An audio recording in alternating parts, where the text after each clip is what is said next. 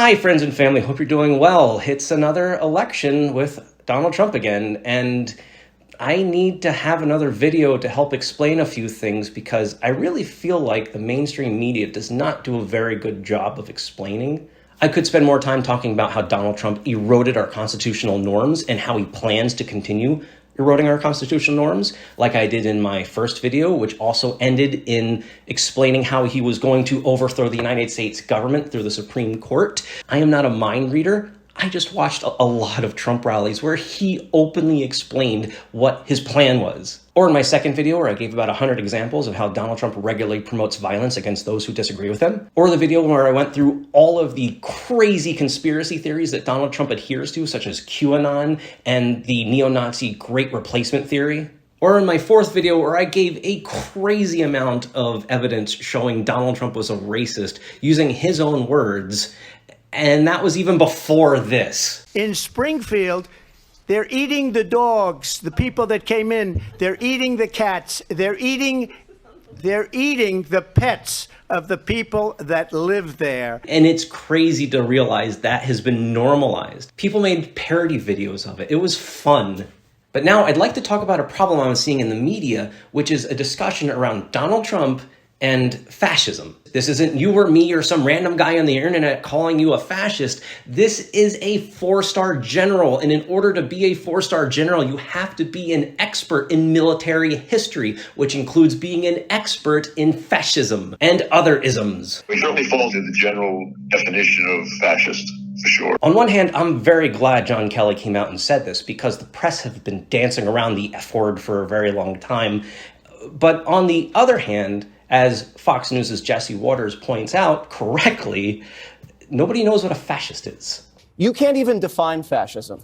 I challenge Kamala to tell us what it is, because a majority of the country doesn't know the word. And unfortunately, Jesse Waters is right. Right now, you're probably thinking the person who disagrees with me on the internet is a fascist, or COVID lockdown policies are fascist. And why I myself am not an expert on fascism, I have read books and have spent a lot of time on the dark corners of the internet where fascism gets promoted to promote right-wing ideology. And I've been tracking this happening for the past 9 years. And what happens is the media portrays this as a he said, she said fascism debate, where John Kelly says Trump's a fascist and Trump says I'm not a fascist. And then Kamala Harris gets asked, well, do you think John Kelly, deputy to the president, chief of staff, expert in fascism, do you think he's correct? And Kamala Harris says, yes, I think he's a fascist. I think John Kelly is correct. Do you think Donald Trump is a fascist? Yes, I do. Yes, I do. And then the right's like, oh my God, I can't believe she said this and he said this. And by turning it into a he said, she said argument, it totally bypasses the core argument, which is Donald Trump is a fascist.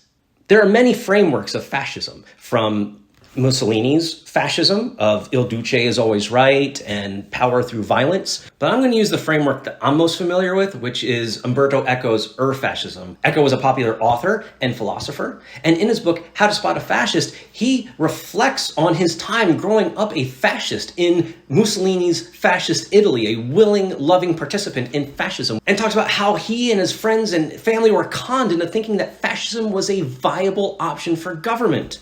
And when viewed through the lens of Umberto Eco's fascism, Donald Trump's rhetoric, his policy, his history, his promises line up exactly with fascism. And I am going to spend the next few minutes going over with you the 14 characteristics of Umberto Eco's fascism and how they directly line up to Donald Trump.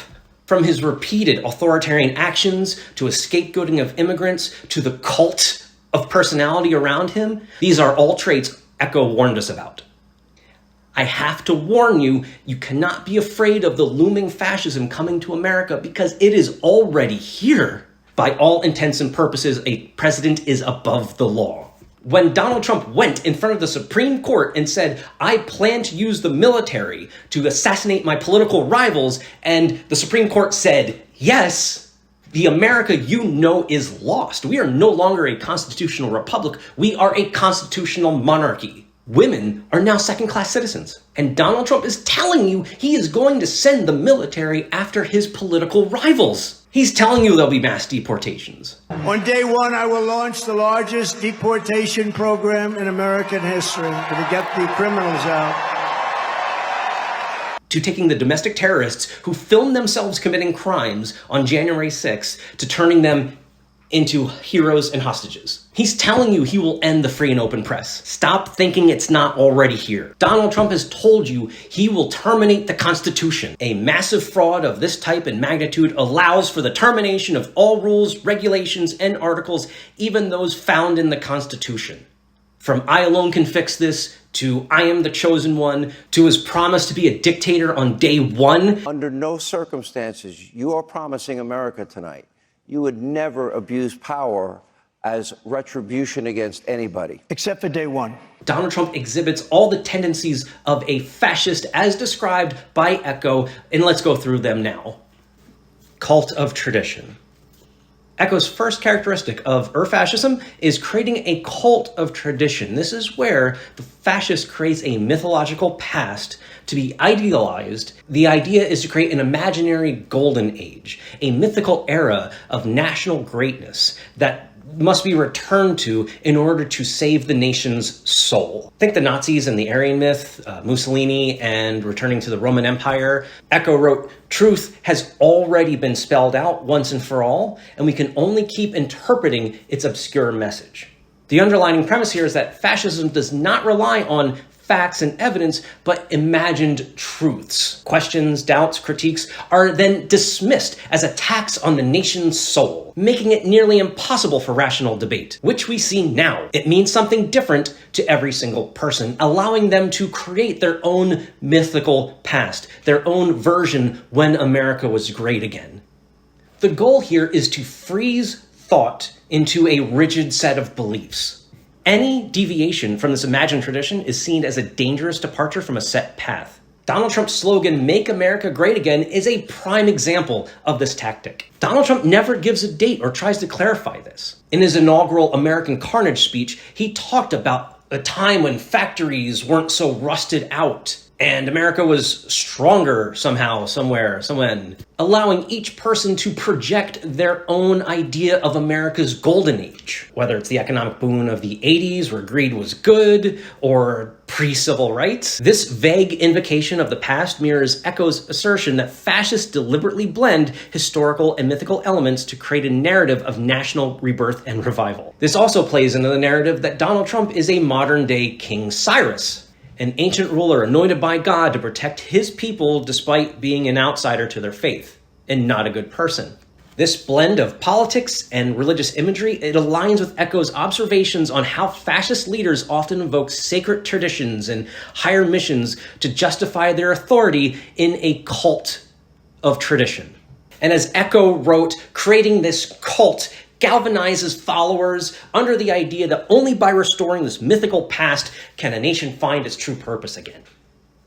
Rejection of modernism. America's founding documents were written by our founding fathers who were students of the Enlightenment age. Thinkers like Locke and Rousseau and Voltaire, who put forth ideas like governments should be run by reason, scientific inquiry, individual rights. Fascism disdains the Enlightenment era. That's because the Enlightenment principles such as pluralism, rationalism, intellectualism go against authoritarianism. And Echo writes in his book that fascism fundamentally opposes these ideas because they challenge authoritarian control and promote intellectual freedom. Writing The Enlightenment, the Age of Reason, it's seen as the beginning of modern depravity, because progress and change are direct threats to the rigid ideas put forth in the cult of tradition, that the past is fixed and the truth has already been found. So fascist leaders aim to delegitimize intellectual discourse, discourage dissent, and foster a society built on emotional loyalty and absolute obedience.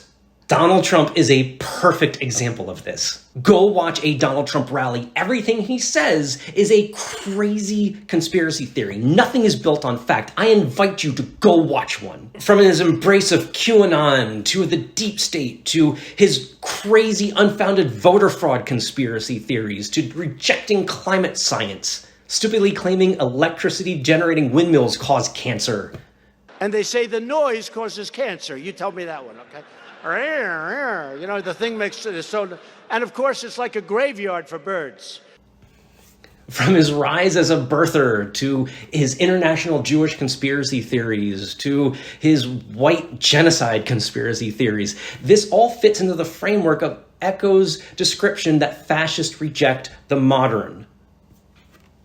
By continuously resorting to fear-based racist attacks for a national purity, he is playing along with the fascist playbook to reject diversity, scientific understanding, and intellectual pluralism in favor of an alternative reality where he is the truth. Echo argues that in fascism, modernity and the Enlightenment are sources of societal decay because they encourage critical thinking, diversity of thought, and scientific progress. By promoting anti-scientific rhetoric and fostering a culture of conspiracy, Trump deliberately undermines the foundational principles of modernity that demand rational discourse and evidence-based policymaking. And Donald Trump isn't alone. He has an entire right-wing media ecosystem designed to push an alternative reality on its sucker viewers by withholding key facts, ignoring context, and making stuff up. The right-wing media ecosystem silos their viewers into an alternative reality where they can push any stupid, crazy, racist conspiracy theory at them because they've been suckered into believing that every other media out there is lying to them. Fake news. And as we saw in the Dominion lawsuit where Fox News was paid $787 million for lying, knowingly lying to their sucker viewers, they fully know what they're doing. It's not just Trump rejecting modernity. It's the entire conservative platform. Action for action's sake. Echo defines action for action's sake as a principle emphasizing action as an end in itself, disregarding careful deliberation, expert advice, or considering long-term consequences. This glorification from decisive action, even when counterproductive, stems from a disdain from intellectualism, which is seen as a weakness. Instead, fascist leaders celebrate forceful interventions as solutions, often justifying reckless or impulsive decisions in the name of strength. Donald Trump's entire presidency was defined by action for action's sake. For example, the firing of the Ukrainian ambassador, Marie Yovanovitch. This decision was not based on her performance or any other factors, but from Rudy Giuliani's right-hand man, Lev Parnas, who was in contact with Russian agents, where he just casually passed along Russian-backed goal of getting Yovanovitch out by saying she was impeding his interests. Hey guys. Team. The biggest problem there, I think, where we need to start is we gotta get rid of the ambassador. She's still left over from the Clinton administration. Where the ambassador, where Ukraine? Yeah, and she's basically walking around telling everybody, wait, he's gonna get impeached, just wait. I mean, Really? it's incredible. It's like, She'll be gone tomorrow. What's her name? I don't remember I don't the have her name. name back. So one of the things that will be, now that we have a Secretary of State that's been sworn in. Get rid of her. Hooray. One of the first Okay, things get her out that tomorrow. will, I don't care. Get her out tomorrow. Take her out, okay? Excellent. Do it. Excellent. Now, during this conversation, did the Deputy Secretary tell you about your future as the ambassador to Ukraine? Well, he told me I needed to leave. Ultimately, he said the words that, every Foreign Service officer understands: the president has lost confidence in you. No real reason was offered as to why I had to leave and why it was being done in such a manner. Yovanovitch was a strong diplomat with strong track record and was forced out on nothing more than a whim, disconnected from any policy goals. Because for the fascists, it's action over thought. Because as Echo describes, for the fascist, it's action over thought. Trump's decision ultimately undermined U.S. diplomacy in Ukraine at a very critical time, and the act did nothing more than to satisfy his total and absolute required obedience. Another key example is Donald Trump's sudden withdrawal from Syria, abandoning our Kurdish allies who were helping us to fight ISIS. The decision shocked U.S. military officials and created a power vacuum for our adversaries like Russia to come in and fill where we left. Trump making that decision after a call from Turkey's president, who considers the Kurds terrorist insurgents. Why are you siding with an authoritarian leader and not our Kurdish allies? Well, I'm not siding with anybody. Trump gave no consideration to long-term consequences, destabilizing the region. And, like most of his foreign policy decisions, damaged our credibility with our U.S. ally. This act of abrupt military withdrawal aligns precisely with Echo's critique of fascism's tendency to take swift, dramatic action for its own sake. And then there was the Sharpiegate incident, where to maintain a really stupid lie about Alabama being in the path of Hurricane Dorian, Trump altered an official NOAA hurricane map with a Sharpie and then had his people pass it off as an actual real map. It was insane.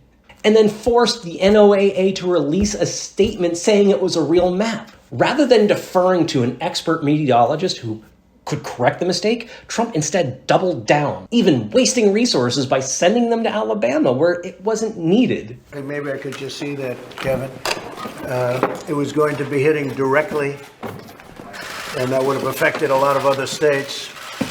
But that was the original chart, and you see it was going to hit not only Florida, but Georgia. It could have was going toward the Gulf. That was what was originally projected. Action for action's sake, even when it's counterproductive. Oh, and even another example of Donald Trump's failures handling a global pandemic. Donald Trump was the single greatest promoter of misinformation during the COVID pandemic in the world, promoting quick fixes like hydroxychloroquine, attacked his own health experts, dismissed his own experts, telling people to inject bleach as a possible cure. Right, and then I see the disinfectant, where it knocks it out in a minute, 1 minute. And is there a way we can do something like that by injection inside or almost a cleaning? Because you see it gets on the lungs and it does a tremendous number of the lungs. So it'd be interesting to check that. So that you're going to have to use medical doctors with. But it sounds interesting to me. Tweeted 11 times about unproven cures, which had an actual death toll among his followers. 40% of American deaths during the COVID pandemic were directly related to Donald Trump's disinformation. These deaths could have been avoided, but it was his insistence on making bold declarations instead of listening to experts. Fascists glorify action over rational thought, because real men take action. Disagreement is treason. In fascism, Echo makes it very clear that disagreement is treason. Dissent is not merely a disagreement in ideas, but instead is an existential threat to the authoritarian's power. This is not hyperbole. This is the textbook definition of fascism. Trump's vision of loyalty demands absolute submission to his authority. Any deviation is not just an opposition, but an enemy of the state. This is because fascist leaders frame themselves as an embodiment of the state. In MAGA, there is no plurality. There is no disagreement. There is only loyalty or treason. Political opponents like Adam Schiff and Nancy Pelosi, Donald Trump is called treasonous. On Sunday, President Trump said he wanted Schiff questioned at the highest level for fraud and treason. We have a bigger problem from within, and they ate it. I noticed today they were saying, he said the enemy from within. Of course, it's Adam Schiff. These are bad people. Labeling reputable institutions like the New York Times as treasonous just for having articles that were correctly critical of him. Any opposition is seen as a betrayal of the nation itself. Think when Donald Trump attacks the press as the enemy of the people. They're not attacking the people, they're correctly pointing out Donald Trump's wrong. But he reframes that as an attack on the nation. This is basic fascism. I cannot be any more clear. There should be no better evidence than this example. But there's also the purge of Republicans who Trump feels is disloyal to him. Not just the Liz Cheneys and the Adam Kinzingers who joined the bipartisan January 6th committee, which found Donald Trump committed multiple crimes, but Arizona's Jeff Flake, Pennsylvania's Charlie Dent, Justin Amash, Mark Sanchez of South Carolina, Arizona State Rep Rusty Bowers, and many more. They were all attacked because they were not sufficiently loyal. Donald Trump fired his very first FBI director because he refused a loyalty pledge. Refused a loyalty pledge. Liz Cheney was the third most powerful Republican in the country, and she was ran out of power by acolytes like Matt Gaetz, who flew to Wisconsin and held rallies to kick her out just because she was disloyal. Cheney was a rhino, she's out. FBI agents Peter Strzok and Lisa Page committed treason, according to Trump, because they were part of the investigation that looked into the very real contacts of Donald Trump's campaign and Russian spies. Tweeted that Robert Mueller and Democrats were creating a constitutional crisis because of the DOJ's independent investigation into his Russian contacts, therefore a treasonous hoax. Democrats committed treason because they were not applauding sufficiently enough at his crazy State of the Union address. Donald Trump's repeated use of the term treason, it's not inflammatory. It is a tactic. It is a direct manifestation that any disagreement is treason. Fear of difference. Eco writes that fascism is inherently racist because it separates the nation into two groups, the in-group and the other. And the basic idea of fascism is that strength comes from a national purity. This is why the other is seen as a threat to that national purity. That's why Eco writes that fascism fosters a fear of invaders corrupting a nation. Do I really have to explain the connection to Donald Trump here? Do I really need to go into this? The greatest invasion in history is taking place right here in our country.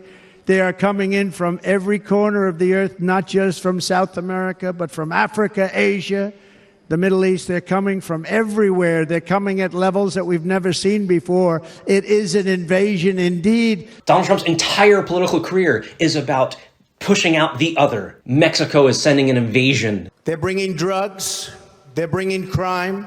They're rapists. And some, I assume, are good people. Immigrants are poisoning the blood of the country, directly pulled from Nazi writings. He cites Adolf Hitler when saying that immigrants are poisoning the blood of the nation. They're poisoning the blood of our country. That's what they've done. They poison. But all over the world, they're coming into our country, from Africa, from Asia, all over the world. They're pouring into our country. Nobody's even looking at them. They just come in.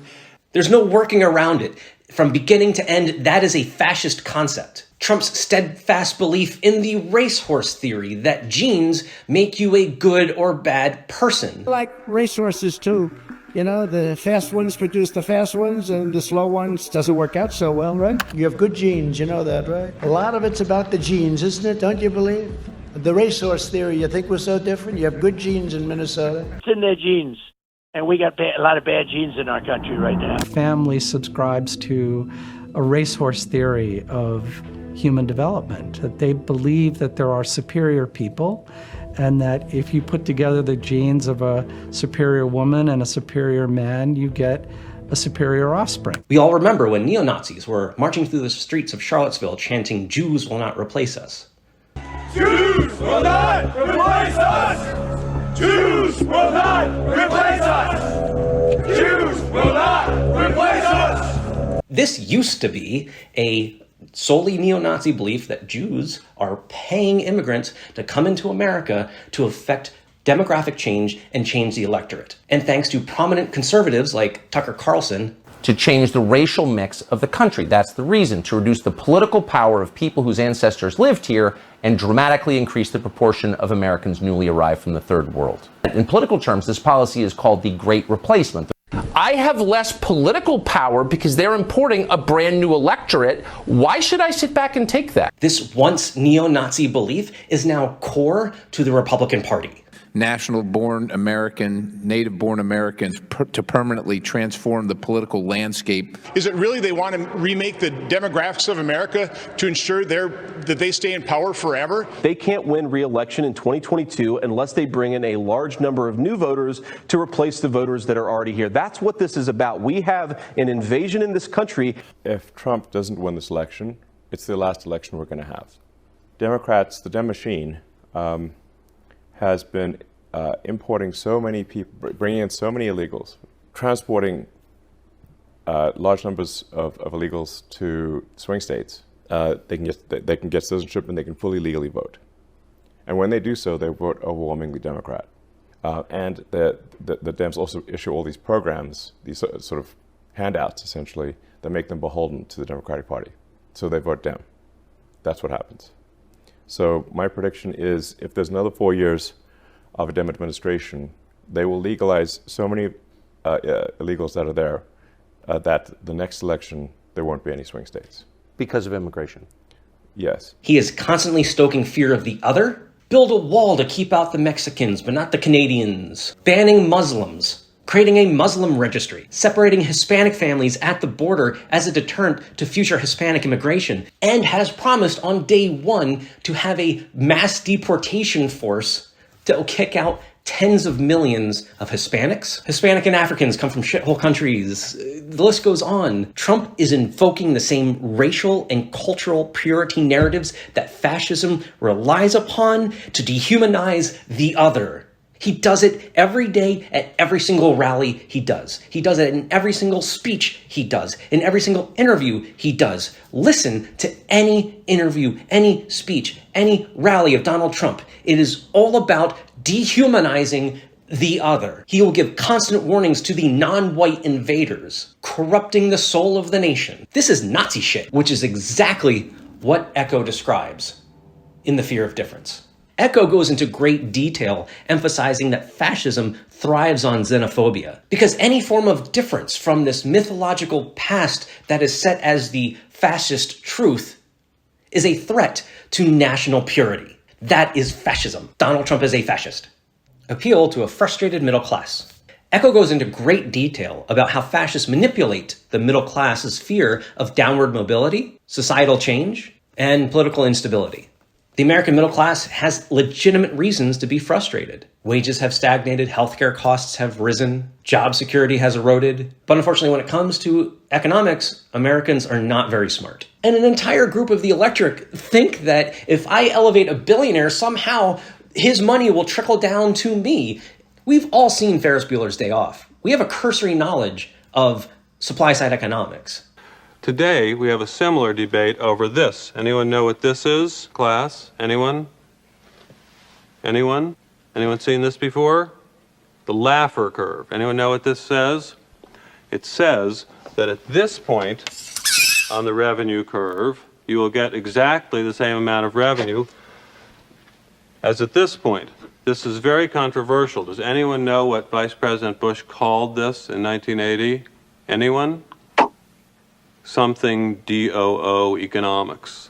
Voodoo economics. That's Ben Stein. That's Richard Nixon's speechwriter giving a class on economics about how his own party's economics is a failure. When applied at the local level, the state level, or the federal level, supply-side economics has never worked and instead resulted in failure. Think Reagan having to raise taxes 9 times after implementing supply-side economics. Think the Bush administration ruining the global economy with their supply-side economics. Donald Trump exacerbated the pain that we felt during the pandemic because he ran the economy so hot against the warnings of economists. Go back and watch Squawk Box or Maria Bartiromo at the time. All they would do is talk about how Trump is running the economy too hot. And by what that means is he was overextending demand. And because Donald Trump was extending demand, when the pandemic hit and the supply plummeted, that was a recipe for extra pain. Republican economic policies on every level is a failure. Think of the Kansas experiment, where Republicans had unfettered supply-side economics run throughout the entire state. It bankrupted the state, ruined the state. No benefit happened, period. The Republican legislator had to put a stop to it because it was ruining the state. And in 2017, the Kansas legislature voted overwhelmingly to restore the tax rates. Meanwhile, here in California, we fluctuate between the 3rd and 5th largest economy in the world. Fact, we prop up the red states and their shitty economies. But Donald Trump sells himself as somebody who was there for the forgotten men and women, while he cuts taxes permanently for himself and permanently cut taxes for his businesses and permanently cut taxes for his billionaire friends while giving you nothing. A big reason why you're feeling that stagnated wages today is because of the Trump tax cuts. All that wealth went right back into the billionaire class. Nothing came down to us. And you, a Trump supporter, want to give him more chances to do that again and inflict more pain on you. Well, I'm sorry. If you're upset about wage stagnation now, it's because the billionaires kept the money from the Trump tax cuts. He has taken your frustration and made himself richer. Billionaires are way more richer than they were when Trump started. Trump built his entire wealth conning others out of their money, using deceptive real estate practices, committing fraud. He's no longer able to run a business in New York. He's no longer able to run a charity. He ran a sham college. He hires contractors and refuses to pay them. I know a lot about overtime. I hated to give overtime. I hated it. I'd get other people, I shouldn't say this, but I'd get other people in, I wouldn't pay. I hated. While billionaires manipulating you out of fear and your own ignorance on economic policy isn't new or specific to fascism, but it is one data point among many that Donald Trump is a fascist. Obsession with a plot. Fascism requires its followers to believe that the nation is under constant threat from an evil, both external but also internal. some invisible enemy plotting to destroy the country. This imaginary enemy is then scapegoated as the cause of all society's ills.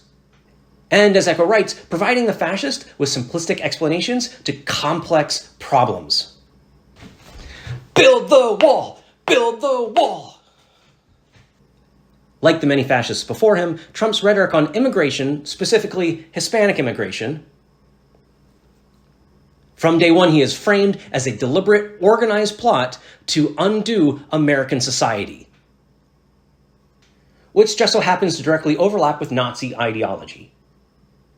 Not just his policy on mass deportations, but also his deliberate, inflammatory reading of the poem The Snake, where Trump frames Hispanics as a deadly force lying in wait to hurt our women. So important, illegal immigration.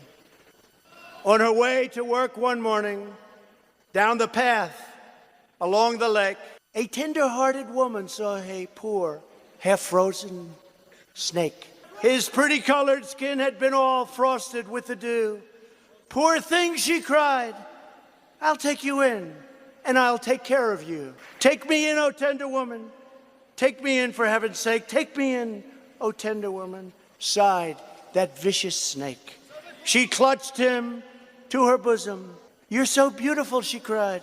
But if I hadn't brought you in by now, you truly would have died. She stroked his pretty skin again and kissed him and held him tight.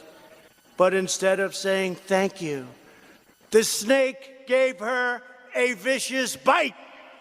Eco writes that the followers of fascism must feel besieged, and the easiest way to appeal to the plot is through xenophobia. But the plot must also come from the inside. Jews are normally the target of fascists. Donald Trump regularly traffics in anti-Semitism. I say all the time that any Jewish person that votes for her, especially now, her or the Democrat Party, should have their head examined. So what you see on the right with Fox News and Donald Trump is this idea that George Soros is paying immigrants to come to America so that way it would enact demographic change and change the voting base so that way future elections go Democrat. I keep harping on this, but again, this is a neo-Nazi ideology that was popularized by Tucker Carlson by name of the Great Replacement Theory and is now central to Republican politics. In political terms, this policy is called the Great Replacement. He's allowing thousands of people over the border every day. It makes no sense. And everyone wants to know around the country, why would they do that? Because they want to turn these people into voters. Because all of their communities will be majority migrant. That's what's happening. You're going to have majority migrant because the Democrats want to get them votes. They want to get them enlisted to vote. It's at every Trump rally, it's spoken regularly on Fox News, and it's Nazi ideology normalized for the masses through Donald Trump, Tucker Carlson, and Fox News. And the entire right is obsessed with this plot of immigrants coming here to change demographics, thus the entire fixation of build the wall. And remember, because fascism is a set of pre-known truths, you can't hit people with facts like the number one cause of illegal immigration is people overstaying their visas, people like Elon Musk. Because it doesn't matter. Because to the fascist, it's not about solving problems. It's about perpetuating this belief that there is a plot coming from within to destroy the nation. This is why when Joe Biden, Republicans, and Democrats put together a bipartisan border bill, Donald Trump worked overtime to kill it. Because he is not about solving problems, he is about this obsession with a plot, a fascist, xenophobic plot. The enemy is both strong and weak. Eco explains that because fascism is built on anti-intellectualism and anti-reason, there are a lot of paradoxical thinking that pops up in fascism. Such is the tendency of fascists to portray the enemy as both weak and at the same time strong, artificially inflating the threat posed by opponents and at the same time mocking them for being incompetent. It sounds stupid to you and me, but this contradiction is actually central to how fascism galvanizes anger and fear against its perceived enemies. and serves as two purposes. First, it justifies extreme violence against political opponents. And second, it fosters a sense of superiority among the fascist leader's supporters. Throughout the 2020 campaign, Trump, Fox News, and Republicans portrayed Joe Biden as both being Sleepy Joe in the basement and, at the same time, hopped up on drugs. He says, quote, Joe Biden was jacked up. Should there be drug testing before these debates? That Joe Biden comes in, he's jacked up. And there's just really no way to explain that other than he was on something, that they'd given him medication. We saw a very different Joe Biden tonight, very angry, very jacked up, you might say, maybe charitably over-caffeinated would be a way to put it. He was back on the teleprompter, and they must have given him a better concoction of whatever kind of drugs he's taking to keep him looking upright. Can't find his way off a stage, can't put two sentences together, although he has agreed to debates, so I don't know, maybe they know something. He's going to be so jacked up for those debates, you watch. This simultaneous depiction of Joe Biden as both frail and weak, but at the same time a massive threat, was a conspiracy theory created by the right because of fascism's need to manipulate the image of its enemies. It portrayed Biden as too weak to govern, but at the same time too big of a threat to ignore. And among his supporters, it creates justification for extreme measures. Thus, January 6th. The domestic terrorists of that day felt that they were the heroes saving the country. And it's the same tired playbook today with low IQ Kamala, and at the same time, evil Kamala. Kamala, a low IQ person. It's a very demonic party. It's become that way. Crazy Nancy Pelosi is losing control at the same time able to orchestrate massive voter fraud. This dual contradictory image allows Trump to stoke fears about Democrats. So in Echo's observation, he wrote that the followers must feel humiliated by the enemy's wealth and force, but also confident of victory. Which rings true of Trump's depiction of Democrats and rhinos as this imminent threat to the country, where at the same time, under his leadership, only he can easily defeat them. And all Trump is doing is just manipulating his followers between fear and contempt, fear and contempt, fear and contempt. Pacifism is trafficking with the enemy. Echo explains that for fascism to be maintained, there must be constant conflict from both external and internal forces. Echo writes that for fascism, there is no struggle for life, but rather life is lived for struggle. In short, fascist leaders must perpetuate the idea that the nation is constantly under attack. Watch a Trump rally. Trump will tell you the nation is under an existential threat from both external and internal forces. He does it at every rally. His ridiculous claims that if he loses the 2024 election, that will be the final election, which exemplifies what Echo calls an Armageddon complex, where every political battle is a final battle between good and evil. This is nothing more than a direct appeal to voter fears, positioning himself as the only barrier preventing the collapse of the nation. November 5th will be your liberation day. November 5th this year will be the most important day in the history of our country, because we're not going to have a country anymore if we don't win. The moment I win election, and we're going to win, we got to win. If we don't win, we don't have a country. We don't have a country. You got to vote. We got to win this. If we don't win this election, our country is gone. I really believe it.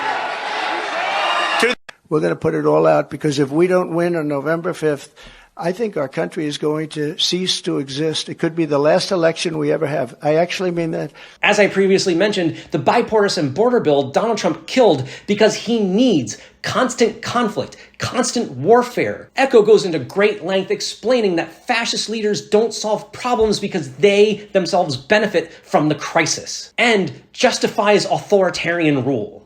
In November, my team began serious negotiation with a bipartisan group of senators. The result was a bipartisan bill with the toughest set of border security reforms we've ever seen. Oh, you don't think so? Oh, you don't like that bill, huh? That conservatives got together and said it was a good bill? I'll be darned. That's amazing. That bipartisan bill would hire 1,500 more security agents and officers, 100 more immigration judges to help tackle the backload of 2 million cases, 4,300 more asylum officers, and new policies so they can resolve cases in 6 months instead of 6 years now. What are you against? By blocking a practical immigration solution with policies that he and Republicans wanted? This was Democrats giving Republicans almost everything they wanted in immigration reform. Both parties are the same! Trump, characterizing Democrats as evil, fits perfectly into this characteristic of permanent warfare. His use of apocalyptic language to describe Democratic policies, where they're not merely adversaries, but existential threats to the country, feeds the fascist narrative of constant warfare. Yeah, but Democrats call Trump Hitler. Because he says Nazi shit and quotes Hitler and promotes neo-Nazi beliefs like the Great Replacement Conspiracy Theory. The chaos that was created from his daily insane tweets, they weren't just rhetoric. It was a deliberate attempt to keep the nation in an agitated state. Making crazy and racist statements would rile up the left and normal people in the press. And in turn, that would get a reaction from the right and Fox News, creating endless conflict, which he benefited from. Contempt for the weak. In fascist ideology, it doesn't just devalue empathy and support for the vulnerable, but actively scorns those perceived as weak. Whether they're individuals or communities or an entire group of people, the fascist has a contempt for the weak. Echo writes that elitism is a typical aspect of any reactionary ideology, wherein fascists see the weak as deserving their fate and the strong as naturally superior. Since the 80s, Donald Trump's entire persona was built on this cultivated image of strength and success, and his contempt for the weak. You're fired. Let's start us off with in 2016 when Donald Trump mocked a reporter for his disabilities. Written by a nice reporter. Now the poor guy, you got to see this guy. Oh, I don't know what I said. I don't remember. That reporter he is talking about is Serge Kovaleski, who now works for the New York Times. Donald Trump's campaign should have ended on that day, but it didn't because Republicans have been cultivating fascism in their party over the past several decades, where contempt for the weak is seen as a benefit. Drug test welfare queens! Donald Trump, like fascists before him, positioned themselves as strong, dominant forces, dismissing the weak as unworthy of respect and dignity. Oh, please, we all lived through the Obamacare fight, where Republicans to this day are still preventing many of their own citizens from access to free or more affordable health care because Republicans have a contempt for the weak. They've cultivated this for decades. Echo points out that in fascism, the leader knows that his force is based upon the weakness of the masses. They are so weak as to need and deserve a ruler. Listen to popular white nationalist podcaster Tucker Carlson explain fascism to you. If you allow your 2-year-old to smear the contents of his diapers on the wall of your living room, and you do nothing about it, if you allow your 14-year-old to light a joint at the breakfast table, if you allow your hormone-addled 15-year-old daughter to slam the door of her bedroom and give you the finger, you're gonna get more of it. And those kids are gonna wind up in rehab. It's not good for you, and it's not good for them. No, there has to be a point at which dad comes home.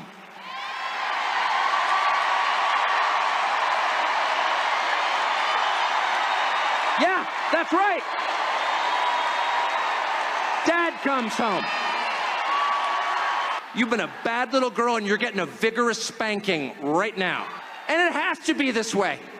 It has to be this way because it's true. And you're only going to get better when you take responsibility for what you did. That's not said in the spirit of hate. It's not said in the spirit of vengeance or bigotry. Far from it. It's said in the spirit of justice, which is the purest and best thing there is. And without it, things fall apart.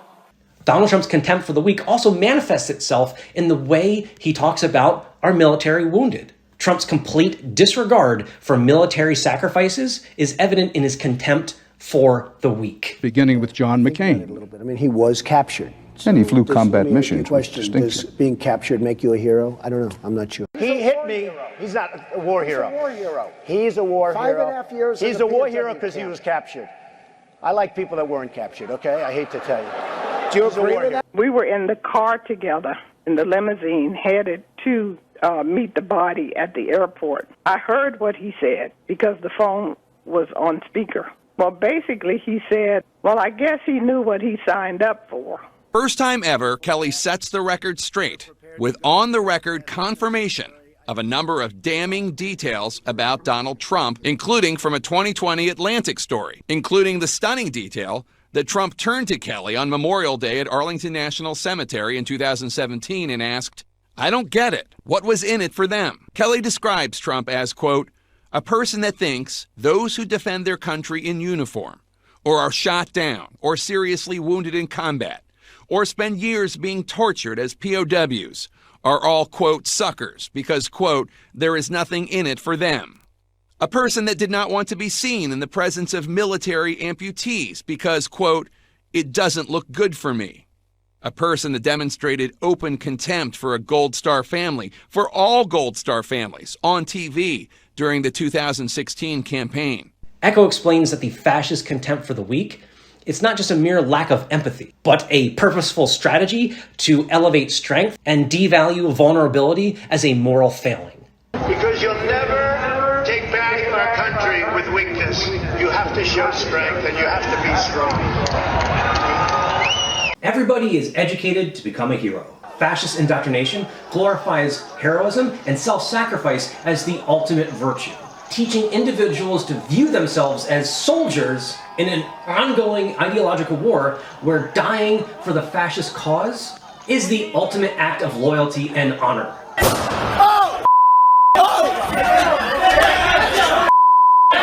The cult-like elevation of Ashley Babbitt reflects Echo's point that heroism is less about individual valor and more about advancing the fascist leader's agenda at any cost. It is my great honor to address each of you gathered today to cherish the memory of Ashley Babbitt, a truly incredible person. There was no reason Ashley should have lost her life that day. Furthermore, a vast majority of Republicans, including Donald Trump, now see domestic terrorists that attack police and try to end American democracy on January 6th are political prisoners, hostages. Ladies and gentlemen, please rise for the horribly and unfairly treated January 6th hostages.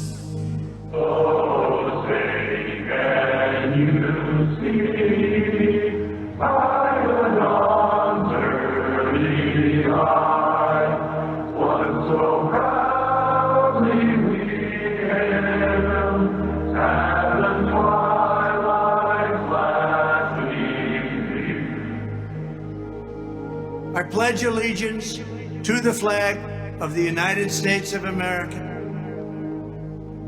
Those are domestic terrorists who film themselves committing crimes in the largest filmed crime in the history of crime and treated as heroes by Donald Trump and his cult members. By transforming violent actors into defenders of freedom, it entrenches in Republican politics the idea that the struggle is not only endless, but sanctified. When you vote for Donald Trump this November, you're voting for domestic terrorism. Period. Machismo. Machismo isn't necessarily a fascist ideal, but fascists do exalt the idea of strength, male dominance, and traditional gender roles. And in terms of fascism, it's not so much of these conservative values as it is the propaganda that comes out of it. The crazy propaganda. Donald Trump puts on more makeup than Kamala Harris. And that's peak masculinity. As we talked about before, fascism is filled with these self-contradictions. For example, kooks like Jordan Peterson, who in between crying for no reason. I wanted to ask you about based on your knowledge, your background, your clinical experience, what is the psychology of this mob violence? When I see it, I don't even recognize some of these. They seem animalistic, is what I mean. They're worse than animals. They're worse than animals because animals, they just kill to eat. You know, human beings, they have a twist in them that makes them far worse than animals when they really get going. Well, I think you really want to know what I think? I think it's revenge against God for the crime of being. That's really what I think. It's Cain.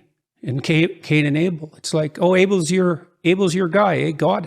How about if I take him out in the field and beat him to death? How do you feel about that? All my sacrifices went unrewarded. Yeah, it's like, yeah, that's what it is at the bottom of the hell of things.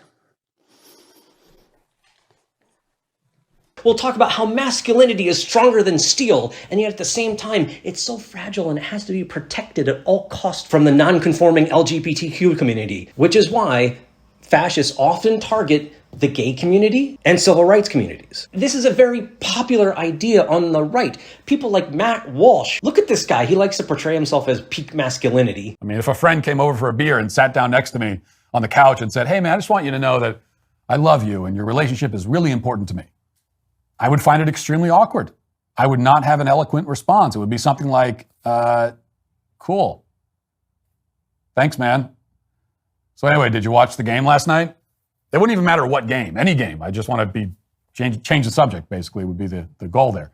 Is out there scaring idiots with his dumb documentaries like What is a Woman, arguing that traditional marriage is under attack by people just going about living their lives. But think about the Access Hollywood tape where he said he can grab a woman by the pussy, and he gained votes. People voted for him because Republicans have developed a cult of masculinity over the past several decades. Because Republicans since Reagan have really latched on to this idea of traditional views. Men can go out and have multiple partners. Women who go out and have multiple partners are sluts. And the subjugation of women is a necessary component for male dominance. For example, reversal of Roe v. Wade. Men overturning women's rights because they know what's best for their bodies. I'm going to do it whether the women like it or not. I'm going to protect them. I'm going to protect them from migrants coming in. I'm going to protect them from foreign countries that want to hit us with missiles and lots of other things. Machismo. As Echo explains, this is nothing more than a phallic exercises to deal with men's own insecurities about their own small penis. A compensational display where weapons, guns, big cars, big boats, it's all a substitute for their lack of actual strength. Selective populism. Echo writes that selective populism is where the fascist leader portrays himself as the leader of the people, but in reality, just out for himself in a select few group of people. And we can see this in Trump's rhetoric because he excludes a large portion of Americans based on race, class, or political belief. And what this does, again, it separates people into two groups, the in-group and the other, who threaten the nation against the true citizens. America is for Americans and Americans only.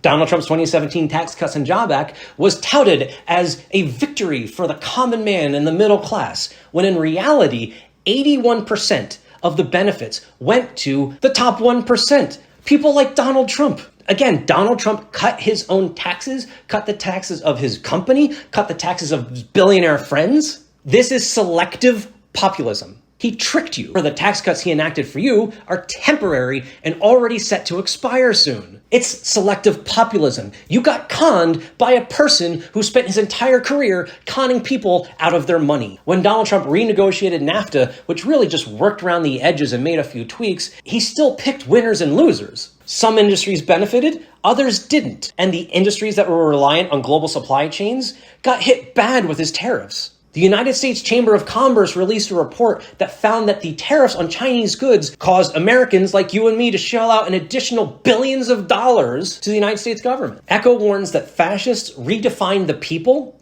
as a narrow group. When Donald Trump goes out and says the press is the enemy of the people, he's not talking about you and me, he's talking about him, because the press correctly reports on the things he says and does, which turn out to be crazy, and oops, that's negative press. Now the press is the enemy of the people. Not you and me, just him. But the media is fake. And frankly, if I didn't have social media, I'd have no way of getting out my voice. Do you know what you told me a long time ago when I asked why you keep saying fake media? Yeah. You said to me, I say that because I need to discredit you so that when you say negative things about me, no one will believe you. I don't have to discredit you. But that's what you told me. You've discredited yourself. And of course, to any rational person who's seen the career of Donald Trump notices the hypocrisy. Positioning himself as a champion for the American worker, he repeatedly outsourced production for his own products. Trump-branded clothing line, China. His Lee Greenwald Bibles he was selling for $69, China. He hires contractors and refuses to pay them. I mean, I look at what you do. You walk in and you just say, you want to quit? They go on strike. I won't mention the name of the company, but they go on strike and you say, that's okay, you're all gone. You're all gone. So every one of you is gone and you are the greatest. You would be very good. It's all a joke, man, designed to garner support from disillusioned working class Americans, while he reaps in the benefits from a global economy he pretends to criticize. It goes far beyond Donald Trump. It is the entire Republican base. When Florida enacted the Don't Say Gay bill, Ron DeSantis targeted Disney for repercussions when they spoke out against it. After Delta Airlines criticized Republican voting laws, which made it harder for Democratic counties to vote, Republican state lawmakers retaliated by revoking a state tax break on jet fuel. Newspeak.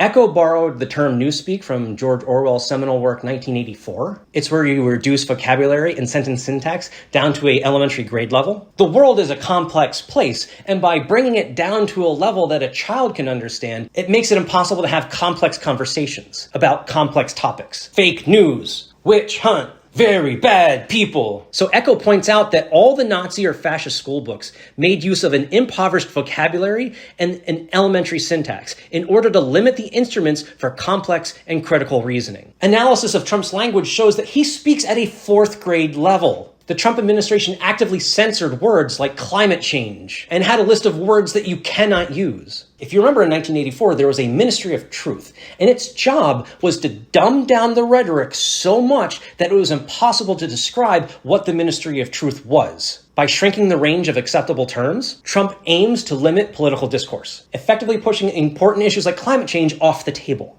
Furthermore, Trump's close relationship with media outlets like Fox News and in particular hosts like de facto White House advisor Sean Hannity reflects another aspect of Newspeak. Their entire political discussions are around emotionally charged, not fact-based, but emotionally charged discussion that reinforce Trump's messaging while ignoring facts. Fox News worked in conjunction with Donald Trump to promote and push the big lie and normalize hatred in America. From the Dominion lawsuit, we know that Fox and Donald Trump worked in conjunction to promote the big lie and conspiracy theories across America. Trump's approach, it's not merely a communication style, but it's a calculated effort to define the limits of what can be conceived, ensuring that only his narrative can dominate the public's understanding of reality. And we see this a lot with the terminology that's used in the far right, eventually getting its way into the mainstream. Things like the migrant caravan. And this tactic of Newspeak is straight out of the fascist playbook that you learned in high school. And that's it. You are now about as good as an expert in fascism as I am, and at least now you'll have a better understanding of what it is and how to identify it when people talk about it. But before I go, let me preempt a couple of the rebuttals that I'm sure we're going to hear, such as the social media companies are censoring free speech. Social media companies are private entities. Free speech protects you against government retaliation. Private companies, government retaliation. Private companies where you agreed to a terms of service, an actual public square. These two are not the same things, and conservatives frequently use your ignorance of this to push forward stupid conspiracy theories. Because Fox News, conservatives, they don't respect you. Moreover, those social media companies are not regulated at all. Section 230 protects them against a lot. They can essentially do and act however they want. Removing public health disinformation during a global pandemic is not tyranny. Just like how you're not allowed to shout fire in a crowded theater, this has already gone up to the Supreme Court in Schenck versus the United States. You do not have the right to promote deadly disinformation during a global pandemic. COVID-19 mandates were fascist tyranny. Public health measures during a global pandemic meant to protect public health is not the same thing as consolidated power for an individual. Again, this was already tested in the Supreme Court with Jacobson versus Massachusetts, and the state has the authority to enforce public health measures during a global pandemic. Conservatives like to claim cancel culture is fascism, but I have yet to see an example by anyone to define cancel culture that does not include the market reacting to a very racist comment and saying, I'm not buying your crap. Twitter censored the Hunter Biden laptop story, and that's fascism. Who? Who the fuck is Hunter Biden? Is he in government? Am I going to vote for him? Has he been given a post in government? Is he making policy? No. Who is Hunter Biden? Who cares? The only people who cared were people like Rudy Giuliani, who was out there pushing crazy Russian conspiracy theories and still had the ear of Fox News. Wait, was he the guy? Was he the family member of the President of the United States? And before he left office, he got a $2 billion investment from the Saudi Arabian government? Was that Hunter Biden? Or who was that? Who was that? The one who actually worked in government on Middle East policy and got $2 billion to start up a business in an industry he's never worked in before. Is it that guy? That guy? Was it that guy? Was that Hunter Biden? Is this Hunter Biden? Who the fuck is Hunter Biden? If I vote for Donald Trump, does that mean I'm a fascist? Yes. I'm sorry if you're offended, but maybe make better life choices that don't include aspiring to the basic hallmarks of fascism. Xenophobia, creating an in-group and the other, suppressing dissent, creating an alternative reality and a mythical past that can never be achieved and never existed. That includes you, but not your neighbor. But now that we have a better understanding of what is and what isn't fascism, let's all try to do better and recognize when we're trying to be manipulated and can identify when actual fascist policy starts coming down. Today, Donald Trump looking on in court as his attorney tried to convince a skeptical panel of judges that the former president should have complete immunity from prosecution for trying to overturn the election he had lost. This was the central argument from Trump's lawyers. To authorize the prosecution of a president for his official acts would open a Pandora's box from which this nation may never recover. Judge Florence Pan immediately challenging that argument. Could a president sell pardons or sell military secrets? Those are official acts, right? It's an official act to grant a pardon. It's an official act to communicate with a foreign government. Trump's attorney claiming a president must be impeached and convicted by Congress before he can be charged with a crime. Could a president order SEAL Team 6 to assassinate a political rival? That's an official act in order to SEAL Team 6? He would have to be and would speedily be, impeached and convicted before the criminal prosecution. Judge Pan pressing again. Could a president who ordered SEAL Team 6 to assassinate a political rival who was not impeached, would he be subject to criminal prosecution? If he were impeached and convicted first. And so your answer is no. The special counsel prosecutor pounced. What kind of world are we living in if, as I understood my friend on the other side to say here, a president orders his SEAL team to assassinate a political rival and resigns, for example, before an impeachment? Not a criminal act. President sells a pardon, resigns, or is not impeached? Not a crime. I think that is extraordinarily frightening future. Several months later. From the court, it does find this. Under our constitutional structure of separated powers, the nature of presidential power entitles a former president to absolute immunity from criminal prosecution for actions within his conclusive and preclusive constitutional authority. He is entitled to at least presumptive immunity from prosecution for all his official acts. There is no immunity for unofficial acts. That's the first blush we've got on this. It looks like a 6-3 split. We've got the dissent by Justice Sotomayor, Kagan, and Jackson join that. There is a kind of split decision on some of these.